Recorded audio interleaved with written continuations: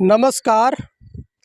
अभी मैं इस समय गजियापुर बंधे पर उपस्थित हूँ और थोड़ी सा 100 मीटर दूर बंधा आपको दिख रहा होगा। मैं कैमरामैन से कहूँगा थोड़ा बंधा दिखाएं, जो हमारे दर्शक देख रहे हैं इस वीडियो को वो समझें कि बंधा किसको बोला जाए। गांव में रहने वाले भी लोग बंधा समझ गए होंगे। और एक फार्म हाउस है, इधर गाय हैं, भैंसे हैं। और जहाँ मैं बैठा हूँ ये राम प्रवेश यादव जी का फार्म हाउस है, जो भारतीय जनता पार्टी के नेता हैं। मेरे साथ में हैं, इनसे बात होगी और मधुबन विधानसभा के बारे में चर्चा होगी। देवारा बेल्ट है, यहाँ बाढ़ हमेशा आती है। विकास जैसी चीज़ों की बहुत ज़रूरत है मधुबन विधानसभा, खास तौर से जो देवारा बेल्ट है ये काफ़ी पिछड़ा माना जाता है। अब मैं सीधे रुख कर लेता हूँ राम प्रवेश यादव जी का। और सबसे पहला सवाल मेरा आपसे है कि मधुबन विधानसभा के बारे में आप क्या सोचते हैं? मैं मधुबन विधानसभा के विकास के लिए जो है चुनाव लड़ता हूं और सेवा के रूप में जनता के लिए जो है हमेशा अधिकारियों से लड़ता हूं। और जितने जनता की समस्या आती है उस पर हमारे दिमाग में जो दिखाई देता है उसको करवाने का काम भी करता हूं। और जिसकी जन समस्या आती है, जो भी लोग का छोटी छोटी भी समस्या रहती है उस पर भी काम करवाने का काम करता हूँ। और देखिए, मैं तो 2017 में चुनाव लड़ा निर्दलीय। अब उसके बाद भारतीय जनता पार्टी में सदस्यता हुआ, भारतीय जनता पार्टी का सेवा किया। और उसके बाद ये दुबारी से लेकर परसियाँ तक, मधुबन तक लगभग जो है रोड की जर्जर स्थिति थी। हमने आवाज़ उठाया, सड़क बन कर एकदम लकलका रही है परसियाँ से लेकर मधुबन तक। और जो है गजियापुर, ये जो है आयरिंग बंधा जो है, यहाँ गजियापुर से लेकर मिसरौली तक ये बंधा बना था, लेकिन इस तरीके का नहीं बना था।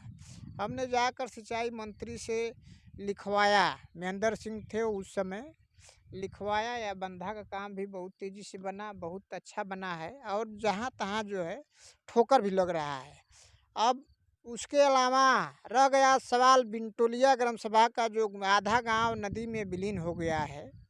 उस पर मैं कई कई बार माननीय मुख्यमंत्री जी से और सिंचाई मंत्री जी से बात किया। उसमें बजट हुआ कई बार, लेकिन बाढ़ में जो है इतना पानी का दबाव था कि वह रुक नहीं पाया।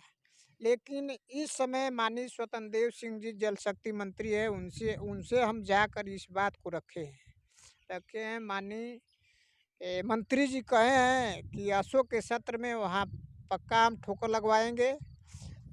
यहाँ बाढ़ से पहले ही उस पर काम शुरू हो जाएगा। राम प्रवेश यादव जी, 2017 में आपने निर्दलीय चुनाव लड़ा था और 2022 के चुनाव, 2017 से लगभग आप 22 तक भारतीय जनता पार्टी के साथ रहे। उसके बाद से क्या समस्या हुई कि आपने भारतीय जनता पार्टी को छोड़कर किसी दूसरे पार्टी से 2022 का चुनाव लड़ गए थे आप? ऐसा है, कुछ ऐसी स्थिति परिस्थिति आ गई कि जैसे आज भी हमारा भारतीय जनता पार्टी के पैनल में हमारा विधानसभा का जो टिकट बंटवारा हुआ है उसमें मेरा नाम था। जिसको यहाँ माननीय रामविलास चौहान जी को टिकट मिला, तो वो भारतीय जनता पार्टी से टिकट नहीं मिला था उनको, वह गठबंधन से टिकट मिला था, निषाद पार्टी से। तो मैं प्योर इस समय भारतीय जनता पार्टी के पैनल में नाम है, तो हम ही एक तरह से विधायक तो नहीं हैं, लेकिन भारतीय जनता पार्टी के पैनल के हिसाब से टिकट मेरा था यहाँ। इस समय भारतीय जनता पार्टी में भले भी मैं निर्दल चुनाव लड़ा, लेकिन इस समय देखिए संबंध हमारा कहीं कमज़ोर नहीं है भारतीय जनता पार्टी में। देश का प्रधानमंत्री जान रहा है राम प्रवेश यादव पहलवान को। हाँ, यहाँ उसके अलावा राज्य से लेकर केंद्र तक जितने बड़े नेता हैं, मैं पहचान का मोहताज नहीं हूँ, सारे लोग जानते हैं। मैं जनता के लिए मैं चुनाव लड़ता हूँ और जनता के समस्या के लिए मैं एक प्रण लिया हूँ कि मैं विकास कराने के लिए चाहे जहाँ तक जाना पड़े जनता की जो भी समस्या रहेगा उस पर मैंने काम करवाने का काम करूँगा।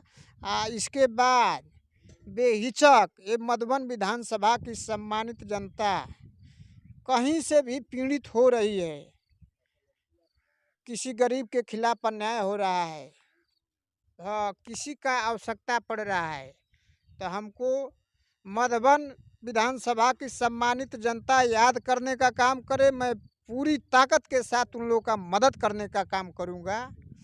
इस समय भले भी मैं विधायक नहीं हूँ, लेकिन हमारे पास क्षमता है उन लोग का मदद करने भर का। चुनाव में तो आपने बहुत बड़े-बड़े वादा किए थे। तो अब तो आप विधायक नहीं हैं, ये सत्य बात है, लेकिन उन वादाओं में से कोई वादा आप विधायक जी से मिलकर या उच्च अधिकारियों से, नेताओं से मिलकर पूरा करवाएँगे? ऐसा है, मैंने कहा था कि ताल रतोई में पर्यटक स्थल बनवाएंगे और मधुबन विधानसभा में उचित जगह देकर चीनी मिल का फैक्ट्री भी बैठाने का काम करूँगा और चक्की मूसा डोही में जो भी बाढ़ से पीड़ित रहते हैं, और चाहे धर्मपुर देवारा हो, बिंटोलिया हो, नदी के बाढ़ जब आती है तो हमेशा लोग परेशान रहते हैं, चाहे ताल रतोई के अगल बगल के गांव हो। तो उसमें मैंने कहा था कि पटाव करवाने का काम करेंगे कि बाढ़ आएगी तो किसी को परेशानी नहीं होगी, इधर उधर नहीं भागना पड़ेगा। जब जब घर उन लोग का द्वार ऊंच हो जाएगा तो बाढ़ में जो है अपना अमन चमन से खाना दाना बना लेंगे, खा पी लेंगे, अमन चमन से रहेंगे। मैंने देखा हूँ, मैं देवारा में रहा हूँ, मैंने देखा हूँ बाढ़ आती है तो 10-10 फुट घर में जो है पानी बढ़ जाता है, लोग त्राह-त्राह करते हैं। लेकिन देखिए बाढ़ के समय में भी हम नाव से दौड़ा करता हूँ, जहाँ तक हमारा समर्थ रहता है, राशन पानी जो भी होता है, मैं सरकार से और संबंधित अधिकारी से बात करके जो है जनता को दिलवाने का काम करता हूँ। और चाहे कोरोना काल रहा हो, कोरोना काल में हमसे अधिक कोई जो है राशन बँटवाने का काम नहीं किया है। चाहे गजियापुर ग्राम सभा में बंधा टूटा था, उस समय मैंने सीधा माननीय मुख्यमंत्री जी से बात किया था। यहाँ सारी व्यवस्था हो गई, रातों रात बंधा पाट पाट कर जो है कि बंधा सड़क अच्छी बन गई। सारे डीएम से लेके प्रदेश के जो भी यहाँ के प्रभारी नेता थे वो भी आए थे, और जितने अच्छे-अच्छे रेंज के अधिकारी थे सारे लोग जनपद के उपस्थित थे और यहाँ आकर मदद करने का काम किए। वो मेरा अब मैं थोड़ा-सा अब ये जान लूँ 2022 का चुनाव हो गया, भारतीय जनता पार्टी सत्ता में है। यहाँ से मधुबन विधानसभा से विधायक भी भारतीय जनता पार्टी के हैं। तो इस समय राम प्रवेश यादव के मन में क्या चल रहा है? क्या सोच रहे हैं मधुबन विधानसभा के बारे में या आगे किन कार्यों को करवाना है? राम प्रवेश यादव जी, इस पे थोड़ा चर्चा हो। आगे हमारा लक्ष्य है कि मऊ जनपद में अंतिम गांव है जनपद का चक्की मूसा डोही, नदी के उस पार पड़ता है उत्तर साइड। वहाँ बाढ़ आती है तो पूरा धारा जो है गाँव में जाता है। उसमें मैं मेरे दिमाग में सोच रहा है रिंग बंधा एक बहुत ऊंचे पैमाने पे बनवाएंगे कि जहाँ से गांव को राहत हो जाए। और आपको बिंटोलिया बताए ही हैं, बिंटोलिया का मेरा सपना है कि जितना जल्दी जो है उसका रिंग बंधा बन जाता तो वहाँ जैसे बिंटोलिया हो चाहे इधर का प्रभावित जितने गांव हैं, सब बाढ़ से बच जाएंगे। और जो भी मैंने आपके चैनल के माध्यम से बताया भी है कि जनता का जो भी काम रहे हमसे बताएं। यहाँ का जनप्रतिनिधि जो है रहने वाले आजमगढ़ के हैं, हाँ, तो सारे लोग माननीय विधायक महोदय से मिल तो पाएंगे नहीं, लेकिन मैं कह रहा हूँ भले भी हमारे विधायक महोदय से बात हो ना हो, लेकिन हमारी इतनी क्षमता है कि जो जिसकी समस्या रहेगी वो आएगा बताएगा तो उसका मदद करने का मैंने काम करूँगा। चलिए, ये देखिए जहाँ पर हम बैठे हैं, पीछे आपको रेत की तरह दिख रहा होगा, क्योंकि बंधा के बाद रेत शुरू हो जाती है।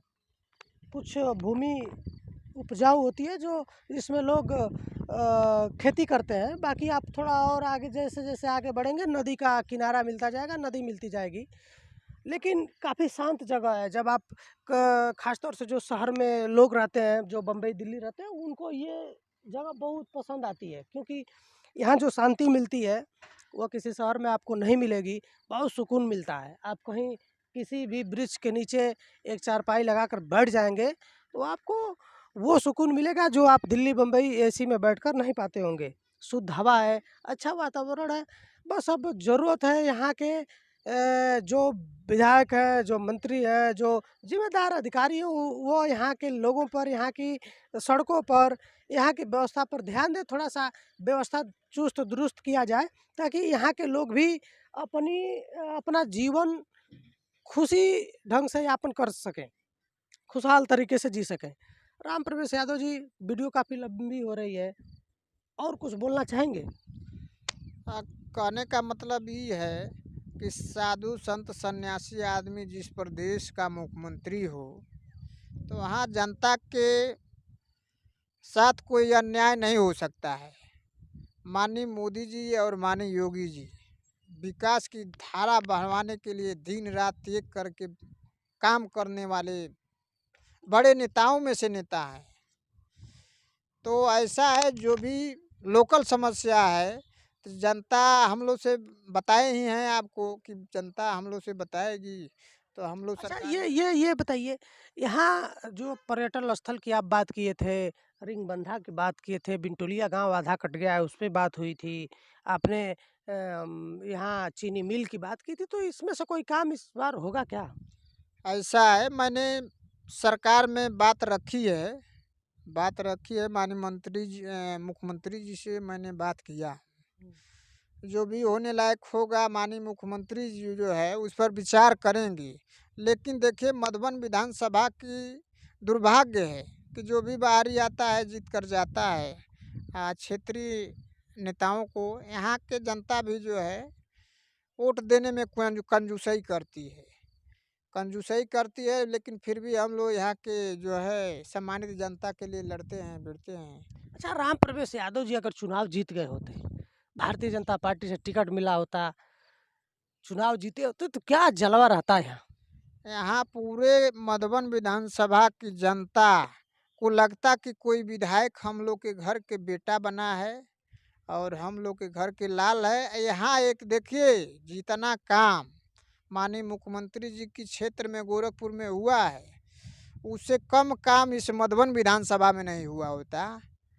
इस जन जन तक हम एक एक जो है पैसा का हिसाब देने का काम करते और जन जन तक विकास करवाने का काम जो है करने का काम जरूर किए होते। और जो देखिए, मैं मधुबन विधानसभा से चुनाव लड़ा हूँ।